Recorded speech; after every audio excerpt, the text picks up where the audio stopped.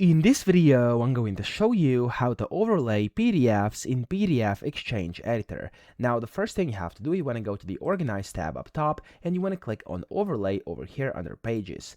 Now, from here, you'll be able to select what you want to overlay. So here, I just have a random image. You can click on this icon and find a document. I'm just going to go ahead and basically find something, for example, this sample fillable form. I'm going to press OK and open. There we go. And as you can see, it's now basically kind of overlaying over here over the previous document. Now, of course, you could select all pages or custom pages, whatever you want here. You could go and select different import options. For example, do not create a new layer. If you want to create a new layer, you can do that as well over here, completely up to you.